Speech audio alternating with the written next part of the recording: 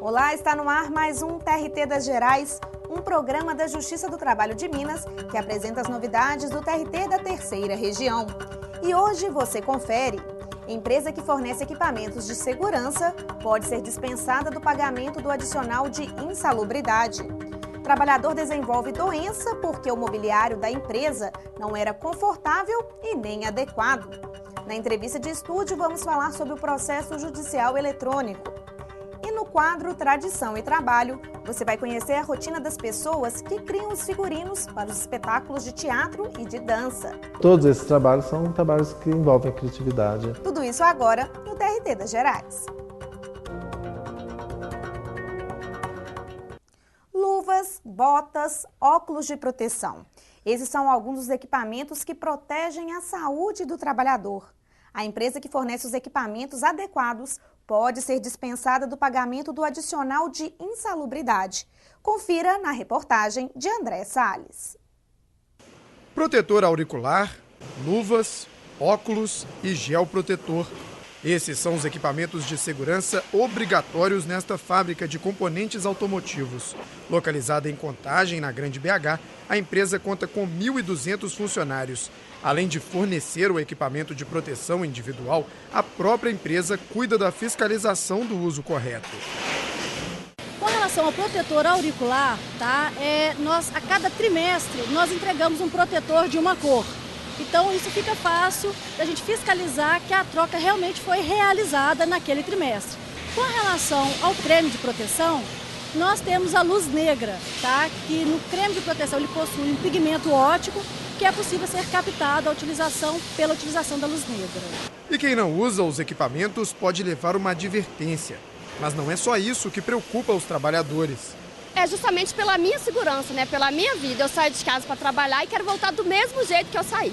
E o cuidado é justificado, já que a empresa que adota essa postura se torna mais segura e ainda retira o adicional de insalubridade. A legislação ela é bem clara, a NR15, que fala da insalubridade, que uma das formas de eliminação ou neutralização da insalubridade é a utilização do equipamento de proteção individual. Trabalhadores de Nova Lima acionaram a justiça para cobrar o pagamento do adicional de insalubridade. No entanto, a empresa empregadora comprovou que fornecia os equipamentos de segurança e fiscalizava a utilização. Com base nas provas, a segunda turma do TRT Minas julgou improcedente o pagamento do adicional. Esse pagamento é devido quando o trabalhador trabalha num ambiente em que tem a presença de agentes insalubres, conforme a normatização feita pelo Ministério do Trabalho. É importante a empresa fornecer os equipamentos de proteção, mas mais importante ainda é a empresa eliminar a presença de qualquer agente insalubre no ambiente de trabalho. De acordo com este advogado, especialista em direito do trabalho, a própria empresa deve comprovar na justiça as condições de segurança. Além disso, caso fique comprovado que o próprio trabalhador foi negligente no uso dos equipamentos, o empregado pode perder o direito à indenização.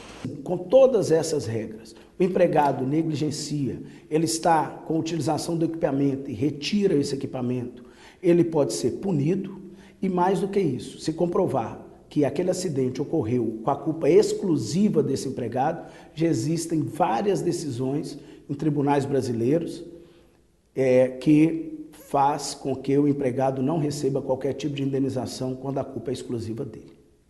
Que é isso? O que é isso? Que é isso? Que é isso? O que é isso? O que é isso? O que é isso? O que é isso?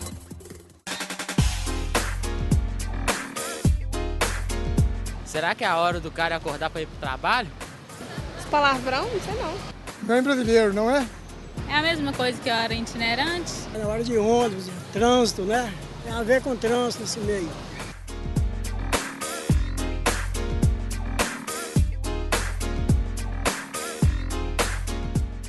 Hora in itinere é o tempo em que o trabalhador está à disposição do seu patrão, do seu empregador, porém sendo transportado para chegar ao local onde vai efetivamente trabalhar.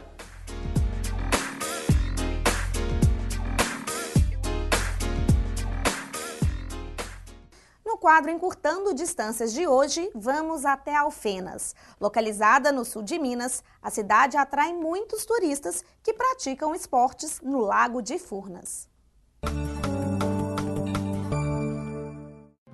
Alfenas é uma cidade do sul de Minas, localizada a cerca de 350 quilômetros de Belo Horizonte. Por lá passa o Lago de Furnas, maior extensão de água do estado, que além de Alfenas abrange outros 34 municípios. A cidade tem cerca de 74 mil habitantes. Na economia tem destaque a agropecuária. Na cidade acontecem várias exposições de gado, máquinas agrícolas e industriais. O turismo na região é movimentado pela represa de Furnas, ótima para a pesca e prática de esportes náuticos. Na educação tem destaque a Universidade de Alfenas, a Unifenas, que oferece cursos nas áreas de humanas, exatas e biológicas. A Justiça do Trabalho chegou à cidade em 1992. Atualmente, com uma tramitação anual de 2.500 processos, Alfenas conta com 28 servidores, distribuídos por um foro e 2 varas do trabalho. O processo judicial eletrônico chegou à cidade em 2013.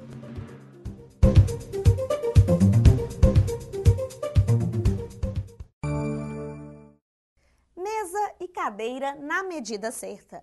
A ergonomia tem o objetivo de garantir o bem-estar em casa e também no trabalho. Mas nem todas as empresas investem em um ambiente saudável. Em Minas, um trabalhador desenvolveu uma doença ocupacional e procurou a justiça.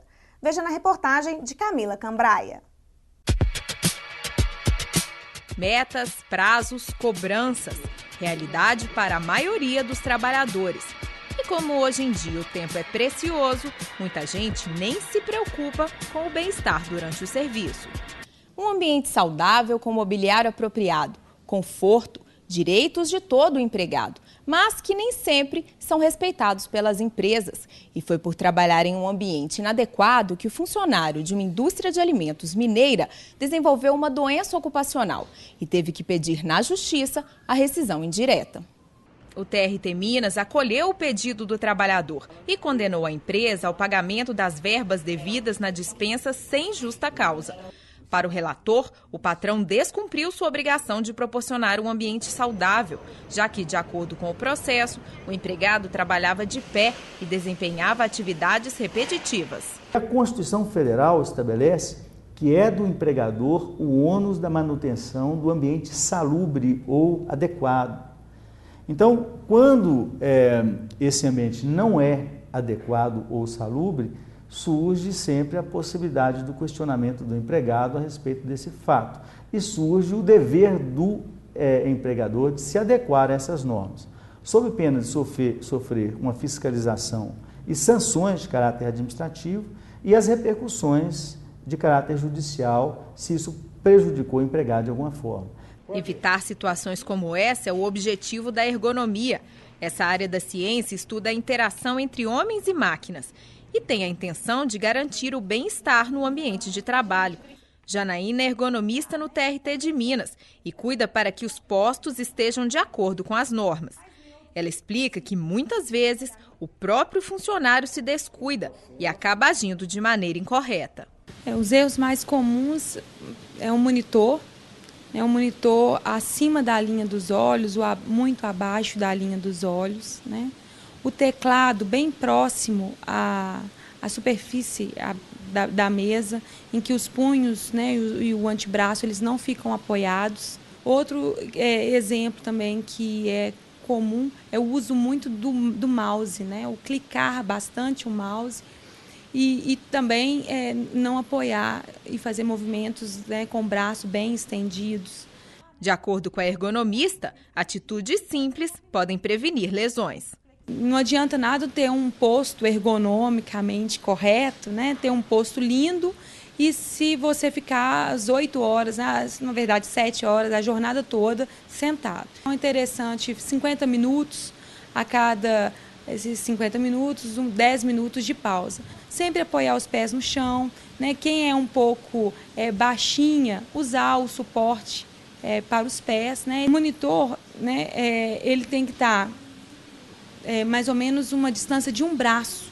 Você vai traçar uma linha imaginária e essa linha imaginária tem que dar na primeira linha que você está escrevendo. A maneira como você senta também determina como que vai ser seu ajuste no posto. Então, para prevenir, né, a lombalgia, né, as dores na região lombar, né, a alternância de postura, né, sentar da maneira correta na cadeira. Se você usa a rodinha para buscar um processo, né, movimentar uma carga até em cima da mesa, né, isso vai te ajudar a prevenir essas dores.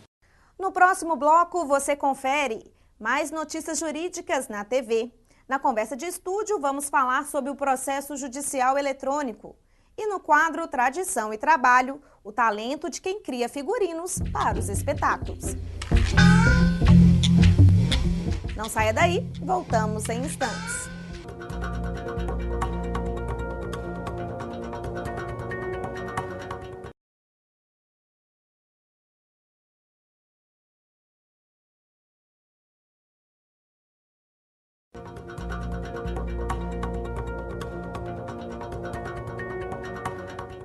Estamos de volta com o TRT das Gerais. Veja agora as notícias jurídicas na TV com Margarida Lages.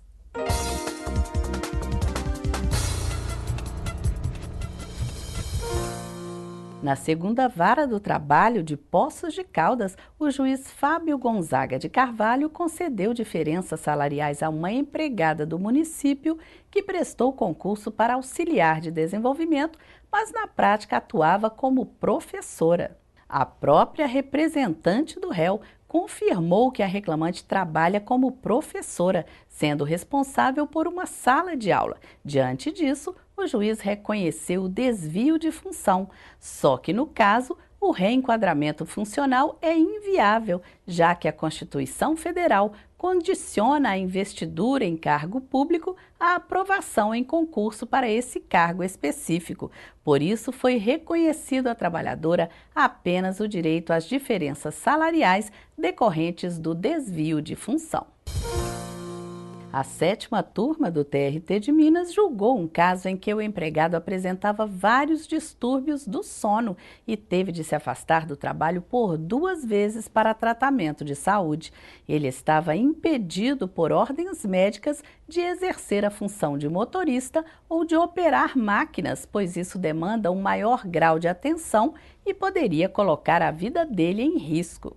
Conforme pontuou a juíza relatora convocada, Marta Halfet de Mendonça, se o empregado está inapto para o trabalho, mesmo que essa incapacidade não tenha relação direta com o trabalho, ele tem direito à interrupção do contrato por 15 dias e depois disso ele deve ser encaminhado ao INSS para tratamento ou readaptação funcional. Diante disso, ela considerou ilegal a dispensa do empregado incapacitado. Acompanhando esse entendimento, a turma confirmou a sentença que declarou nula a dispensa do empregado e condenou a empregadora a pagar os salários vencidos até a efetiva reintegração do trabalhador. Confira todos os dias as notícias jurídicas no site do TRT de Minas, www.trt3.jus.br. A Copa do Mundo está chegando e muitos brasileiros serão contratados como temporários. Para esclarecer quais são os direitos destes trabalhadores, o TRT Minas promove uma campanha que inclui palestras e orientações. O seminário A Copa no Mundo do Trabalho marcou o início de uma campanha do TRT de Minas para orientar a população sobre os tipos de contrato durante o Mundial. O evento, promovido pela Escola Judicial, reuniu a administração, além de magistrados, servidores e estudantes. O presidente da Associação de Advogados Trabalhistas, Antônio Fabrício de Matos Gonçalves, falou sobre a flexibilização das leis trabalhistas. Já a desembargadora do TRT da Terceira Região, Camila Guimarães Zeidler, comentou sobre o trabalho voluntário. O seminário também contou com a participação da Procuradora do Trabalho em Minas Gerais, Eliane Noronha Nassif, que mostrou qual será a atuação do Ministério Público do Trabalho durante a Copa. Sérgio Peçanha, desembargador do TRT de Minas, falou sobre o trabalho temporário, que deve aumentar consideravelmente no período do evento. Segundo o magistrado, o trabalhador deve ficar atento ao tipo de contrato proposto pelo patrão. Ele vai ter que verificar qual modalidade que ele está sendo contratado. Se ele está sendo contratado, por exemplo, um contrato de experiência regulado pelo artigo 443 da CLT, os direitos são uns. Se ele está sendo contratado pela lei 6.019 de 74, que é o famoso contrato temporário, aí ele é contratado por empresa interposta para prestar serviço para outra. Então, os direitos são outros. Ou ele é contratado por essa lei de contrato provisório, que é a lei 9.601 de 98. Também que são outros direitos, então ele tem que verificar qual tipo de contrato está sendo celebrado com ele para ele saber quais direitos que ele vai ter, inclusive se o contrato dele é a prazo certo ou prazo indeterminado. De acordo com o desembargador, caso seja estabelecido o contrato temporário previsto pela Lei 6.019 de 1974, o empregado tem a garantia de direitos como férias, 13º proporcional, jornada de no máximo 8 horas diárias, além de salário equivalente aos demais trabalhadores que exercem aquela função. A campanha do TRT Minas vai até o dia 12 de junho e tem a intenção de prevenir ou reduzir as demandas à Justiça do Trabalho, além de garantir os direitos de trabalhadores e empregadores. O objetivo do Tribunal Regional do Trabalho é dar mais uma contribuição para a sociedade, é esclarecer as modalidades de contratação, como que elas podem ocorrer, né? É dar uma contribuição para a sociedade nesse debate sobre o evento da Copa do Mundo. Desde 2012, a Justiça do Trabalho de Minas conta com um processo judicial eletrônico, o PJE. Na nossa conversa de estúdio, a jornalista Natália Pacheco entrevista especialistas que explicam as modificações no processo com a chegada da era virtual. A inserção do processo judicial no meio virtual muda completamente a forma de atuação no processo. Para falar sobre este assunto, estão presentes aqui no estúdio da TV TRT o doutor José Eduardo de Rezende Chaves Júnior, desembargador do Tribunal Regional do Trabalho de Minas, doutor em Direito e professor de processo eletrônico nos cursos de pós-graduação da PUC Minas. E também o doutor Wesley Roberto de Paula, advogado, professor e mestre em processo civil. Desembargador, queria que o senhor nos explicasse qual a diferença fundamental entre o processo físico e o processo eletrônico. O processo de comunicação judicial no papel é de uma forma.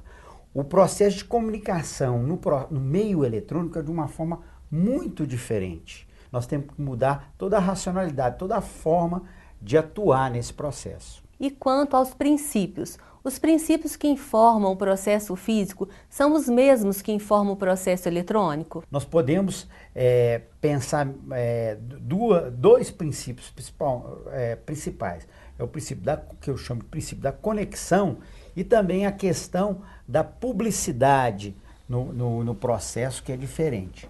Quanto à conexão, o processo tradicional é informado por um princípio do século XIII. Desde o século XIII ele existe no processo judicial, que é o chamado princípio da escritura. Que está sintetizada numa frase latina, quod non est in actis, non est in mundo. Ou seja, o que não está nos autos, não está no mundo. Só vale o que está escrito dentro daquele caderninho de papel. O processo eletrônico ele está na internet, ele está no meio eletrônico. Então ele não está, como o processo de papel, separado do mundo. Ele está conectado ao mundo. E a partir disso, do fato dele estar conectado pelo link, né, pelo hipertexto, as partes podem trazer muito mais informações que estão conectadas aí na internet para dentro do processo, e o próprio juiz, ele é muito mais que a gente chama de inquisitivo, ele vai buscar mais a prova. que o juiz no processo de papel ele fica esperando a prova, que as partes tragam a prova para ele. Dr. Wesley, quais seriam, então, os aspectos positivos e os negativos dessa inserção do processo na internet? É exatamente a facilidade de acesso que o processo ganha, ele recebe hoje com a sua informatização. Hoje nós temos uma facilidade muito grande de acessar a informação disponível do processo, uma vez que o processo está na internet. E isso facilita ao cidadão conhecer o seu processo, conhecer como o judiciário pensa, fiscalizar a atuação do Poder Judiciário e até mesmo a atuação do seu advogado, quando esse advogado é constituído nos autos. Palco, atores, dançarinos. Quem assiste a um espetáculo não imagina o trabalho que esses profissionais têm para que tudo saia conforme combinado. Nos bastidores, uma turma tem uma função especial: desenvolver e confeccionar as roupas para encantar o público. A profissão de figurinista você confere agora no quadro Tradição e Trabalho.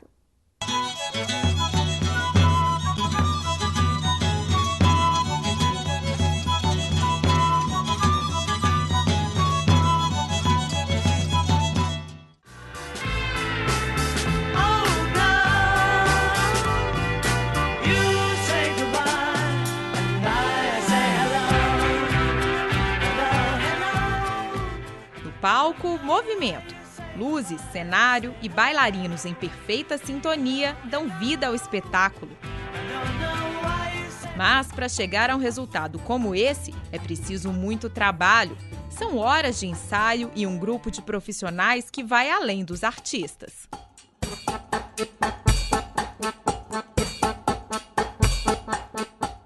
As mãos habilidosas são de uma costureira experiente. Mércia confecciona figurinos para teatro e dança. Ela conta que aprendeu a costurar sozinha e começou no ramo por necessidade. Mas em pouco tempo já recebia convites para produzir as roupas de algumas das companhias mais famosas da capital. Hoje ela se destaca no mercado e chega a ter que recusar serviço por falta de tempo. Mércia explica que costurar figurinos é mais difícil do que parece. O trabalho começa no papel, com o esboço dos detalhes da peça. E o figurino para teatro, não é só você chegar a cortar e fazer. Você cria.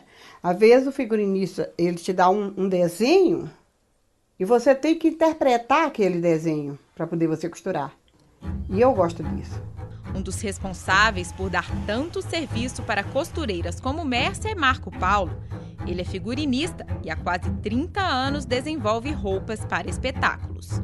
O figurino, ele tem que carregar nele já o conceito do personagem ou da forma que se quer explicitar na cena. Você não vai sempre, por exemplo, fazer um figurino imaginando que ele vai ficar novinho pronto. Você tem algumas vezes ir lá e lixar o figurino, jogar uma tinta, manchar com uma outra coisa, usar uma experiência inusual para criar um clima, né?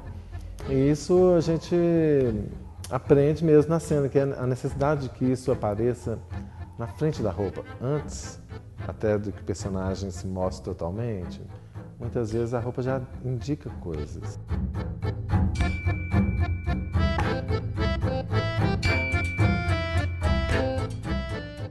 Apesar de não saber costurar, Marco entende do assunto. É em livros como este que ele faz os rascunhos das peças. Detalhes como cores e até amostras de tecido ficam registrados aqui. Entre os trabalhos mais importantes estão os figurinos para as companhias de dança e teatro do Palácio das Artes.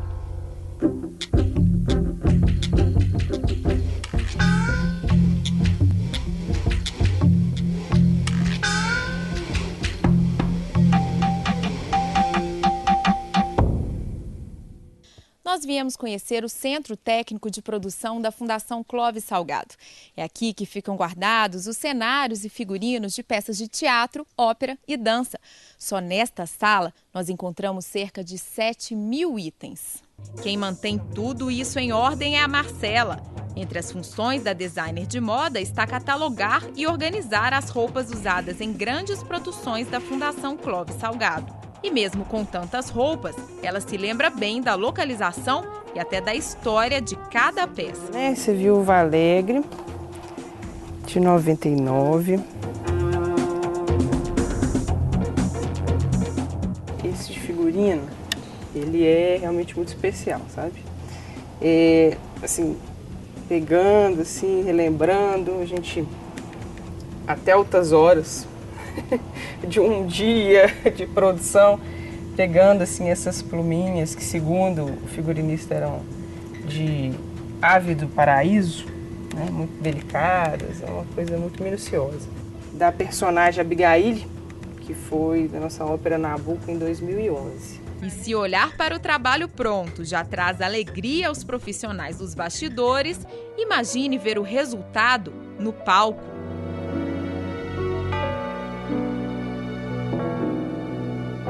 Muita emoção, muita. É uma coisa sua, sabe?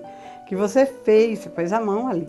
São experiências muito importantes assim, para a vida de qualquer pessoa, dentro de moda ou não, dentro da área de artes, assim, enfim, é muito especial mesmo. Todos esses trabalhos são trabalhos que envolvem a criatividade e o que eu gosto de fazer, né? Então isso é muito bom, né?